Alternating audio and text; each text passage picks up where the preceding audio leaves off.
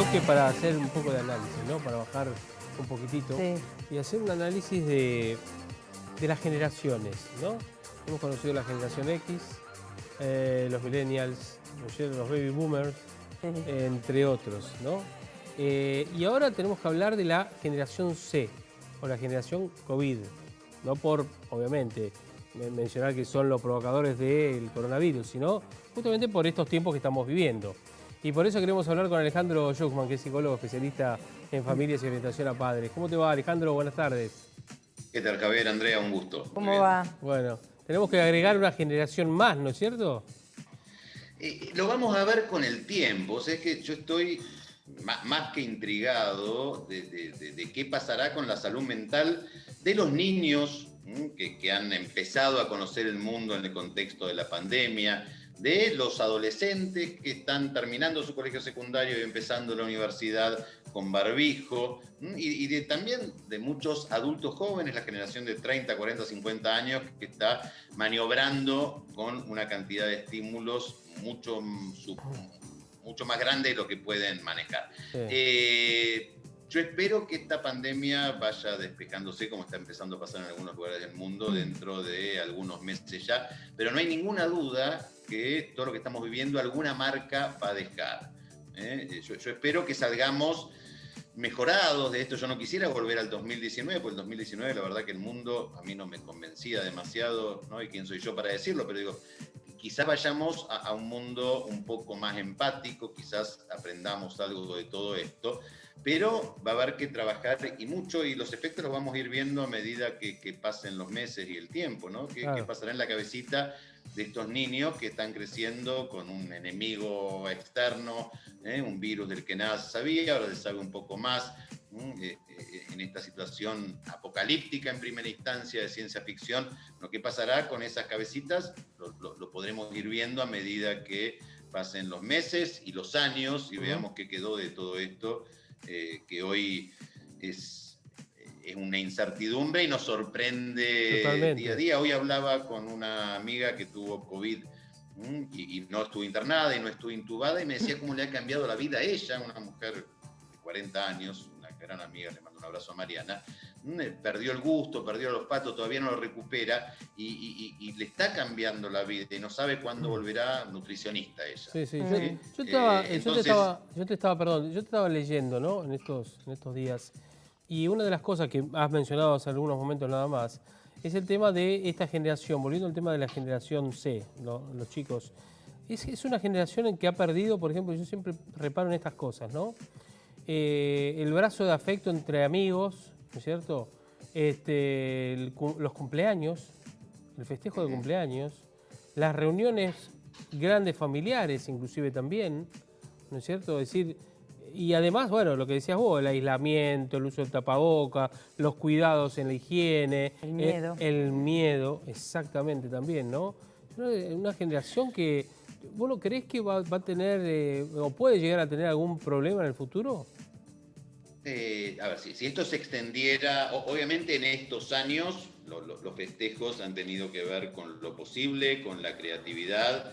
Si hay algo que extrañamos todos son los abrazos, no los emojis, ¿no? Con los brazos cortitos, sino los abrazos de verdad.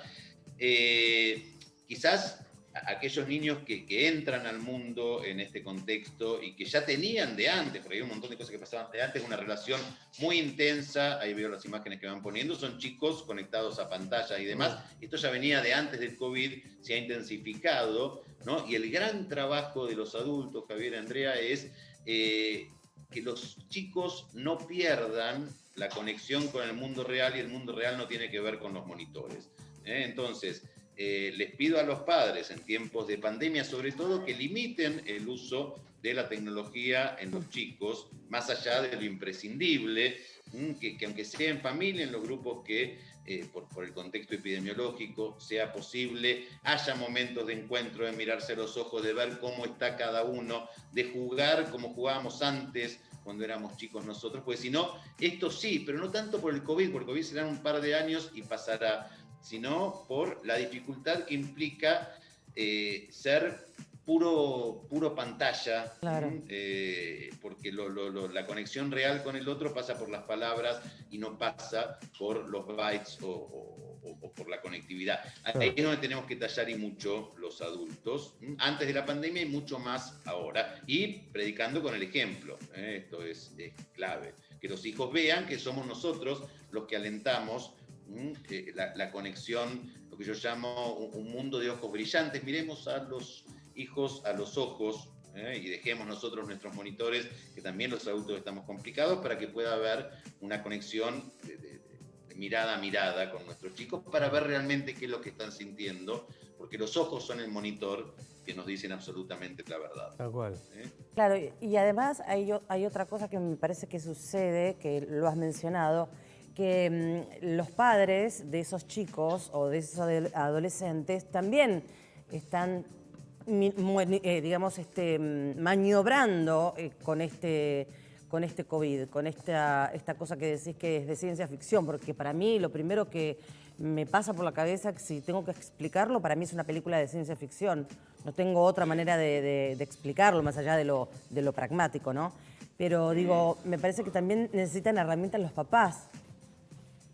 Sí, los adultos necesitan absolutamente herramientas. Una nena, me contaban el otro día, sí, una anécdota muy de estos tiempos, muy tierna, pero terrible. Una nena estaba mirando una serie con los padres en la casa y decía, mamá, no tienen barbijo, es peligroso, no tienen barbijo. Claro. Entonces, le tuvo que explicar, una nena muy chiquitita, que no hacía falta el barbijo. Entonces, la naturalización, y efectivamente, al principio, yo no olvido nunca, la primera vez que fui al supermercado con barbijo, era una película de zombies, era Walking Dead. Sí. Entonces, nos hemos acostumbrado, pero también la pandemia ha puesto sobre la mesa, en blanco sobre negro, muchas cuestiones que nos pasaban antes de esto. Efectivamente, los adultos necesitan herramientas, pues ya antes no estaban haciendo las cosas bien, entre comillas, en relación a los vínculos. Claro. Antes de la pandemia del COVID, existía una pandemia que no salía en la primera plana de los diarios, pero que era la pandemia de soledades en la época de la hiperconectividad. Había un montón de hombres y mujeres con enormes dificultades para poder vincularse. Y esto entre sí y con otros. Y esto en la pandemia se agudiza, y mucho más cuando tienen que gestionar la cantidad de cosas que se hace imprescindible. Ahora, entonces hay muchísimas más consultas psicológicas, hay muchos casos de crisis de angustia, crisis de ansiedad, ataques de pánico, trastornos psicosomáticos, chicos con muchos síntomas del estrés. Hoy el cuerpo ya no está alcanzando para albergar todas las emociones que se conjugan en esta pandemia, y está empezando a hablar a los gritos desde las enfermedades, claro, y de los síntomas. Entonces, claro, bueno, tenemos que poner la salud mental también en primer plano, además de lo epidemiológico que, sin ninguna duda, tiene que gobernar y comandar las acciones, ¿no? Claro, además de que los chicos muchas veces, los chicos o los adolescentes, no saben explicarlo bien. Bueno, a veces nos cuesta a los adultos explicarlo. A ver, no quiero ser autorreferencial. Yo tuve COVID. La verdad, no fue de una gravedad como, por ejemplo, la de tu amiga. No estuve internada, no perdí el gusto, pero sí estaba con mucho cansancio y demás. Yo hoy por hoy sigo sintiendo ese cansancio, pero hay un cansancio también como mental, que yo no lo puedo expresar, no lo puedo explicar qué es. Es como como que siento que por momentos se me perdió la creatividad. No sé si, es que en esto, Andrea, estamos todos mucho más cansados, y esto tiene que ver con que estamos en una alerta casi permanente. A ver, yo estoy mucho más cansado, si bien hago un montón de cosas y mi trabajo me apasiona, pero no puedo atender la misma cantidad de pacientes que atendía antes de la pandemia, porque las pantallas nos agotan. Claro. Acá esto lo podrá multiplicar mucho mejor que yo algún médico, algún neurólogo, pero las pantallas generan agotamiento. Con todos los colegas con los que yo hablo, todos nos pasa lo mismo. El cansancio es real, y acá la clave es que escuchemos a nuestro cuerpo. Claro. Si necesitamos dormir un poco más, acostarnos más temprano, apagar los monitores apenas podamos, no irnos a la cama con el celular, ¿sí? Irnos con un libro o sin nada, simplemente, claro, para empezar a descansar. Limitarnos nosotros también, digamos, hacer ese ejercicio, ¿no? De decir, bueno, basta, paro, ¿no es cierto? Tomarme mi tiempo, para cocinar, para disfrutar con la familia, qué sé yo, para caminar, para hacer algo en el balcón si tengo algo, planta o lo que sea. Y lo que pasa que tomarse ese respiro el ser también. humano siempre lo que busca es, Sí. yo no era así, quiero ser la de antes. Sí, claro, no podés. Supongo que en algún momento esto sucederá, pasará o lo trabajaré, pero uno siempre piensa eso. Digo, pongo mi ejemplo porque mucha gente debe estar escuchando que tal vez le pase lo mismo. Digo, y a los chicos también les debe pasar. Yo quiero ser el de antes, ¿no? El que está llorando por ahí porque no puede ver a un amiguito, ¿no? Es que acá es imprescindible, no vamos a ser todavía los de antes porque las cosas no son como antes. Claro. Hay muchas familias que han perdido seres muy cercanos en la pandemia, que han tenido que cerrar negocios y empresas familiares de años porque han quebrado. Los chicos no tienen hoy presencialidad en la escuela, o si la tienen es una semana sí, una semana no, que cierran la burbuja. Con lo cual las cosas no son como antes. El impacto económico, el impacto en la salud mental, más allá del impacto epidemiológico, es enorme. Y esto, Andrea, es importante no pelear contra una situación que no podemos manejar, sino, bueno, aceptar y entender que ahora estoy triste porque no puedo festejar mis 15 y vale mi sufrimiento, y estoy triste porque no puedo ver a mis amigas y vale mi sufrimiento, y estoy triste porque o estoy cansado porque el cuerpo no me da como antes y hago lugar a esto, porque si no tenemos dos problemas, el cansancio y tratar de pelear contra los molinos de viento, y ahí nos complicamos. Digo, escuchar a nuestro cuerpo y a nuestra cabeza es clave en estos tiempos de pandemia para cuidar al menos nuestra salud mental, que es una manera de cuidar a nuestro cuerpo. Yo, sabes que el otro día, y lo hablábamos hace un rato con Andrea, en el corte, habíamos leído la nota que vos hiciste en Clarín, el día, el 3 último, ¿no? El día jueves. Exactamente. Y me llamó mucho la atención cuando decís, le contamos a la audiencia, no sé si tenés ganas de hablar de eso. Sí, ningún problema. Para eso le escribí. Bueno, pero viste que uno tiene momentos y momentos también, y uno los va a respetar también. A ver, vamos a contar que Santiago es tu hijo, ¿no es cierto? Santiago es mi hijo menor, sí. Tiene 20 años y un día vos contás que él te dice a vos que había descubierto una pelotita en la pierna, ¿no es cierto? En su muslo izquierdo, exactamente. Y eso, se encontró. Eso era en realidad un tumor. Era un tumor maligno, era un cáncer, esto lo supimos después de un mes de estudios, un mes terrible, un sarcoma de Ewing, este fue el diagnóstico al que llegaron después de varios estudios y estudios más específicos y estudios sobre los estudios, y ahí tuvimos el diagnóstico de Santi, que empezó un tratamiento que duró, en realidad yo digo 9 meses, él me dice, pues Santi me va corrigiendo estas cosas. Yo escribí esta nota, Javier, esto sí lo quiero aclarar antes de hablar del tema, porque Santi me habilita un día caminando, en la mitad del tratamiento, Santi me dice, pa, si querés escribir, yo escribo en Clarín hace ya varios años, si querés escribir sobre la situación, creo que puedes ayudar a muchas familias. Está bueno. Y ahí Santi me da el pie. Yo no había pensado seriamente en la posibilidad de escribir una nota, pues es un tema muy íntimo y muy doloroso, pero bueno, a pedido de Santi salió la nota el jueves 3, efectivamente, y fue impresionante el impacto, fue la nota más leída del diario durante 2 días, y todo lo que generó tenía que ver con el motivo por el cual Santi me habilitó, yo le escribí, que es poder acompañar y hablar del cáncer, que es una enfermedad que tanto peso tiene en nuestra sociedad y tanto asusta y tanto aterroriza. Y la oncóloga de Santi, cuento lo más importante relacionado a mi hijo, Santi está hoy libre de signos de enfermedad, que no es lo mismo que curado, le faltan controles y todavía tiene un largo camino. Esperemos que el tumor no vuelva más, quedan los controles, y la oncóloga nos decía que en oncología en los últimos años hay muchas más buenas noticias que malas. Y esto es lo que tenemos que atravesar y romper el fantasma del cáncer, que es una enfermedad absolutamente compleja, pero que tomada a tiempo, y la detección precoz en el caso de Santi fue clave, absolutamente clave, porque permitió que el pronóstico sea muy favorable y que lo que viene sea mucho más disfrutable, con lo cual también pone en perspectiva en relación a esto que hablábamos, a qué destinamos nosotros nuestra angustia, nuestras preocupaciones y nuestro malestar, ¿no? Que esta es una de las enseñanzas que Santi, porque fue quien se plantó con una actitud enorme frente a su tratamiento y fue el maestro que nos iba guiando a la madre, a su hermano mayor y a mí en cómo acompañarlo. Estas son las cosas que tenemos que aprender de estas experiencias, pensar no por qué, porque bueno, le tocó y justo no es, pero las enfermedades suceden, sino para qué, ¿no? Y para qué podemos encontrar unas cuantas respuestas interesantes. Me impactó a mí que vos dijiste, se detuvo el tiempo, ¿no? Sí. Se te detuvo el tiempo. Ajá. Cuando recibimos el diagnóstico, el tiempo se congeló. Absolutamente. ¿Y él cómo lo sobrellevó?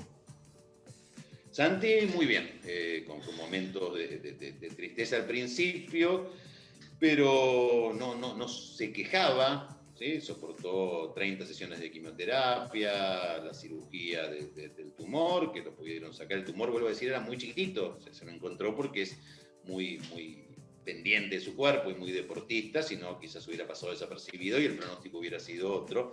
Sí. Pero un día yo le dije, Santi, vos no te quejás.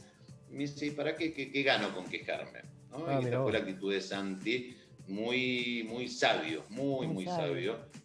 Y muy consciente. La oncóloga nos dijo, la doctora Gatica, que le mando un abrazo enorme, y su equipo, que nos han atendido con una calidez impresionante en el hospital alemán. El primer día dijo que es un protocolo muy arduo, el más largo que tenemos nosotros. Ella es la jefa del departamento de sarcoma del hospital alemán, pero de muy buen pronóstico. Y esta fue la frase, el pasamanos, el soporte del cual yo como papá me agarré, y creo que Santi también, la confianza en que los médicos estaban sabiendo lo que hacían, que había recuperación, que había un pronóstico, que había que atravesar todo ese camino tan difícil y tan doloroso, pero que había con qué. Esto fue un alivio enorme, y el día de la última consulta del tratamiento fue el día, creo yo, hasta acá con mis 55 años y con una vida muy feliz y muy plena, el día sin ninguna duda más feliz de mi vida, y creo que la de Santi con sus 20 ahora también. Me imagino, y además transitarlo vos, que tanto consejo le das a otros, claro, ¿no es cierto? O recomendaciones, o análisis, o ayudas. ¿Te autoayudaste o pediste ayuda? No, yo ya tenía mi analista, no, hubiera sido imposible. Imposible, ¿no? Solamente con... Yo soy psicólogo, pero esto lo viví como papá, y la nota la escribió Ale el papá, no Ale el psicólogo, por más que le haya puesto un tinte de lo profesional. Yo ya tenía mi analista, estuve con una psico-oncóloga que me acompañó, si bien la familia lo que necesita es el soporte terapéutico, la psicó-oncóloga es imprescindible para los pacientes. Claro. Santi tuvo a Giselle, una gran Giselle Hammerschlag, a la que también le agradezco. Hubo mucha gente que nos acompañó, y por supuesto el aspecto de mis amigos, de mi familia, claro, sosteniendo y acompañando. Y yo nunca dejé de trabajar, lo cual a muchos pacientes, cuando se enteraron el jueves con la nota, les asombraba. Y el trabajo fue un punto de apoyo, porque no podía estar pensando todo el tiempo en el tratamiento y en la enfermedad de mi hijo. Necesitaba seguir con el resto de mi vida, a pesar de los pesares, y eso fue un gran puntal. Por supuesto que la vida en esos 9 meses organizada en función del tratamiento y la quimio y demás. Así que nada, hoy con final feliz. Final no todavía porque falta, pero estamos en un momento muy feliz del proceso terapéutico, y con toda la intención de acompañar a muchas familias que les toca acompañar a sus hijos y a sus familiares con situaciones como la de Santi, con cáncer o con otras enfermedades, adicciones y demás, porque es muy difícil plantarse en un lugar de acompañar y cuidar, manteniendo este equilibrio. Y en el caso mío, los hijos siempre nos dan señales. Los hijos siempre nos dan señales, y la clave es ir escuchando lo que ellos nos dicen, y ahí vamos. Bien, Alejandro, muchas gracias por compartir con nosotros esta experiencia, que va a seguir bien, y que además, bueno, vos sos un hombre entero, una familia también, y bueno, tu hijo, con todo lo que contaste, me imagino lo que debe ser, un león. Ahí tenemos en tus redes sociales, @Ale_Schuchmann, para aquellos que quieran seguirte, por supuesto, inclusive también. Así que te mandamos un abrazo enorme, Ale. Un abrazo muy grande para ustedes. Y cuidarse, que falta menos para la pandemia. Sí, exactamente. Eso es lo bueno. Digamos, falta menos. Es como aquel que termina el día y dice un día menos. No. Un día más. Claro, tal Un día más. Hay que meterle positividad.